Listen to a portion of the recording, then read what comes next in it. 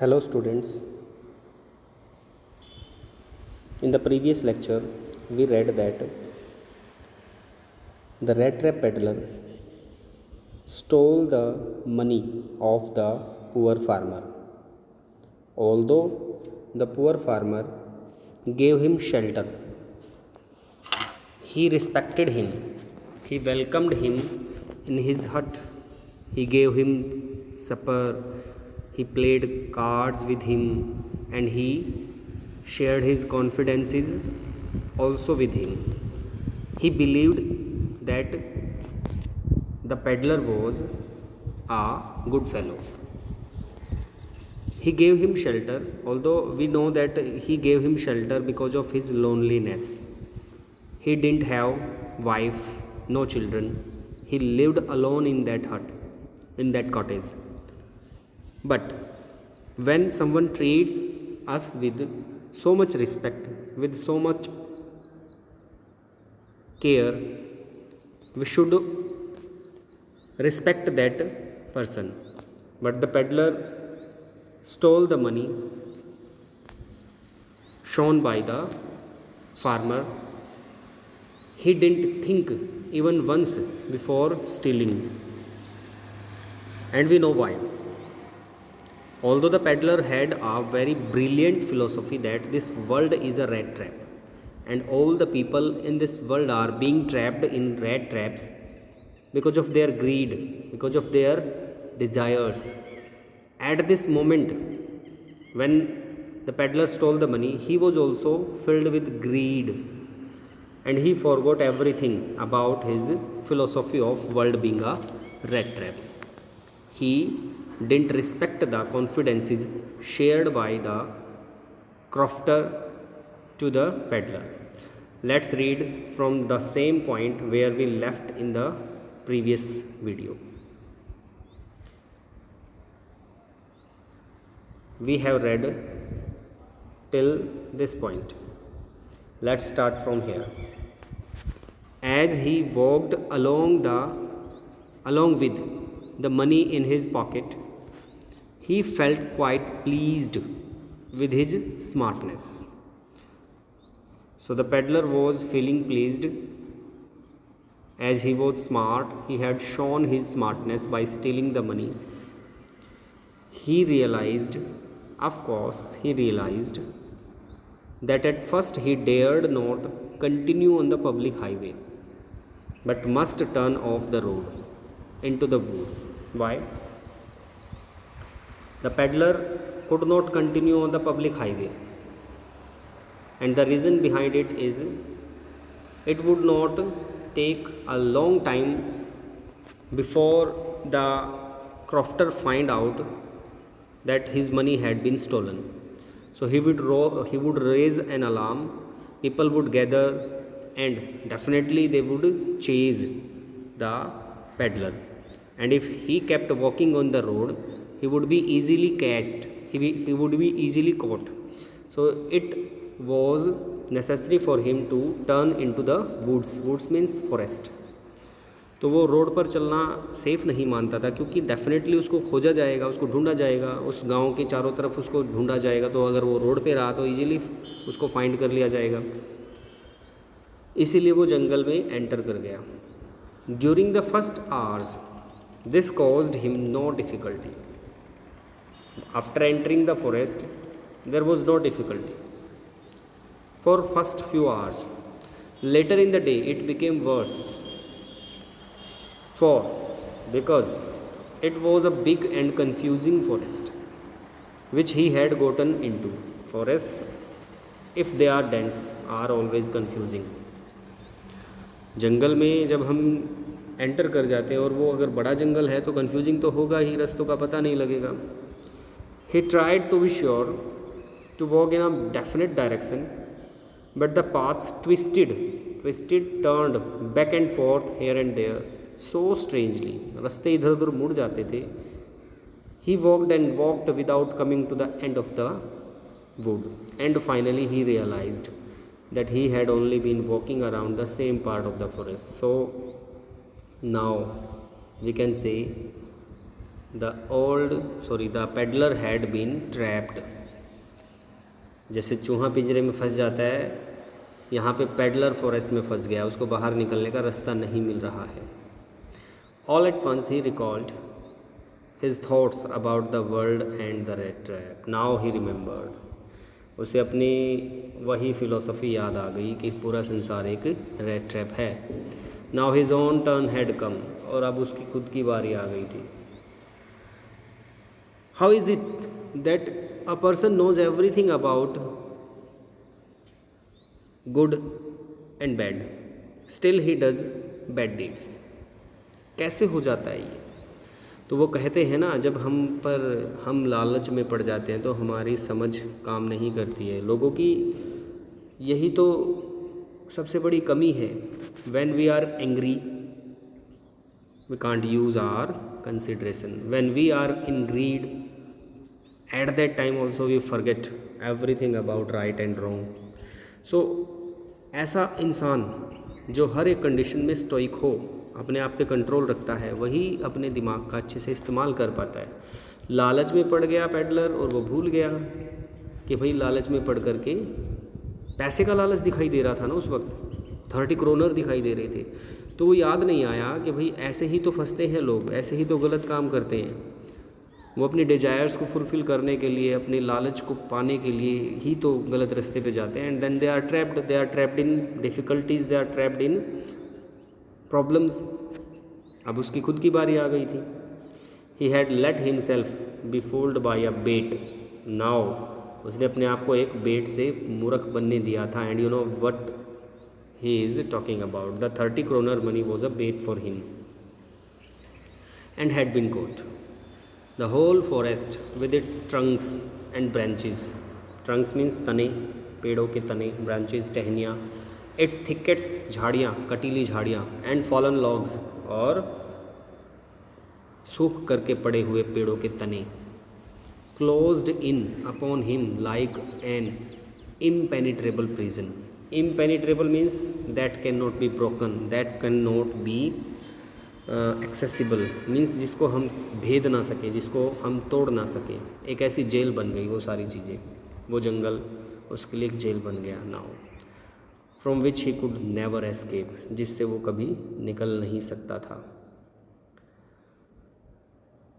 It was late in December, darkness was already descending over the forest. Descend means come down, उतरना। अंधेरा पहले से ही छा रहा था फॉरेस्ट में। सर्दियों में रातें वैसे भी जल्दी हो जाती हैं। और सर्दी में जंगल में अकेले समय बिताना, it is very scary, it is very problematic, full of danger. This increase the danger, the darkness increased the danger and increased also his gloom and despair. Gloom, grief, despair means hopelessness. उसके दर्द को, उसके दुख को और उसकी निराशा को बढ़ा दिया अंधेरे ने। दिन हो तो थोड़ा बहुत इंसान हाथ पैर मार ले, सर्च कर ले, but now it was going to be night and beasts come out in the darkness for killing their prey. Finally he saw no way out and he sank down on the ground. Sank down, he lie down on the ground, नहीं sank down, लुढ़क गया, वो डूब गया, because he had no energy left. Tired to death, he was so tired that he was near death, thinking that his last moment had come. But just as he laid his head on the ground, he heard a sound, a hard regular thumping. Thumping means ठक ठक की आवाज़ उसको सुनाई दी. There was no doubt as to what that was. There was no doubt as to what was the sound about. किस चीज़ की आवाज़ थी, इस चीज़ में कोई डाउट नहीं था. He raised himself. Those are the hammer strokes. Strokes means प्रहार, strikes. वो तो हथौड़े के प्रहार हैं. From an iron mill, he thought. There must be people nearby, फिर तो पक्का यहाँ पर लोग होंगे। He summoned, he collected all his strength and got up and staggered, staggered means लड़खड़ा करके बढ़ चला, लड़खड़ाते हुए चल पड़ा। In the direction of the sound, जिस तरफ से आवाज़ आ रही थी उस डायरेक्शन में वो चल पड़ा। द रामजो आयरन वर्क्स, भैया आसपास लोग हैं तो definitely he would get help. The Ramjo iron work which are now closed down were not so long ago a large plant with smelter, smelter means अंगीठी भट्टी भी जिसको बोलते हैं, रोलिंग मिल, एक बड़ा प्लांट था जिसमें स्मेल्टर था, रोलिंग मिल था, एंड फोर्स, फोर्स मीन्स जिसमें आग जलाई जाती है, अंगीठी। In the summer time long lines of heavily loaded barges and scows, barges and scows होती है नावें, नाव, किश्तियाँ, slid down the canal. Summer के मौसम में नाव जो अच्छे से लोडेड होती थी, लदी होती थी, किस चीज़ से? लोहे से, झील में सरका दी जाती थी। Which led to large inland lake, जो एक भूतल पर एक झील तक जाती थी, वो कैनाल, वो नहर। And in the winter time the roads near the mill were black from all the coal dust which shifted down from the big charcoal crates. और सर्दियों में जो रोड्स होते थे, रोड के दोनों तरफ काली राख पड़ी होती थी, चारकोल क्रेट से गिरने वाली राख, क्योंकि वो एक भट्टी थी, वो एक कारखाना था, आयरन मिल था, पहले हुआ करता था, और वहाँ पर कोयले का यूज किया जाता था। कोयले को जला करके ही लोहे को पिघलाया जाता था, और कोयला जिन क्रेट्स में, जिन ट्रक्स में आता था, उनमें से वो कोयला थोड़ा थोड़ा डस्ट के फॉर्म में रोड साइड में गिर जाता था। And because of that dust, coal dust, the roads were black. And it is being told about the older plant, पहले ये प्लांट हुआ करता था, पहले ऐसा नज़ारा हुआ करता था, लेकिन आजकल वो बंद है। During one of long dark evenings just before Christmas the master smith and his helper sat in the dark forge near the furnace, furnace means अंगीठी। जो मुख्य लोहार था वो अपने हेल्पर के साथ वहाँ पर बैठा हुआ था, waiting for the pig iron, कच्चे लोहे के लिए इंतज़ार कर रहा था। Which had been put in the fire, जिसको आग में डाला गया था पकाने के लिए, to be ready to put on the anvil, anvil means जिस चीज़ पर रख करके, निहाई बोलते हैं इसको, इस पर रख करके ही ऊपर से लोहे से हथौड़े से प्रहार किया जाता है, तो उस पर रखने के लिए वो इंतज़ार कर रहे थे, क्योंकि लोहे को आग में डाला गया था और वहाँ से निकाल करके ही उसको हैमर से पीटा जाएगा शेप देने के लिए। Every now and then one of them got up to stir the glowing mass with a long iron bar, थोड़ी थोड़ी देर के बाद उनमें से कोई उठता और उस जलती हुई आग को हिलाता एक आयरन की छड़ से। Returning in a few moments dripping with perspiration, थोड़ी देर में वापस आता था पसीने से टपकते हुए। यू नो दैट सर्दियों के मौसम में अगर कोई इस तरीके से अंगीठी के पास जाता है, वहाँ पर इतनी ज़्यादा हीट होती थी कि वो पसीने आते हुए होते उसको जो वो आता। दो एज वॉज द कस्टम ही वोर nothing but a long shirt and a pair of wooden shoes, और जो भी कोई इंसान ऐसा करता था उनमें से, वो एक लंबी सी शर्ट और लकड़ी के जूते पहनता था और कुछ नहीं पहनता था। सो दैट, क्योंकि कपड़े ऐसे होने चाहिए डेफिनेटली आग के पास जाए कि वो कैच ना करे आग को।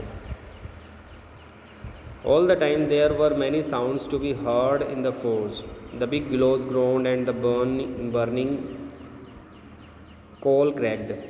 बिग बिलोज का मतलब होता है जो बड़ी सी वो धोकनी थी जिसमें से धुआं निकलता था, वो इंजन की तरह आवाज़ करती हुई थी, साइलेंसर की तरह, जैसे ट्रैक्टर में से धुआं निकलता है ऐसे वो आवाज़ करते हुए धुआं निकालती थी। और कोयला जलता था तो वो भी क्रैक करता था। The fire boy shovelled charcoal into maw of the furnace, maw means stomach.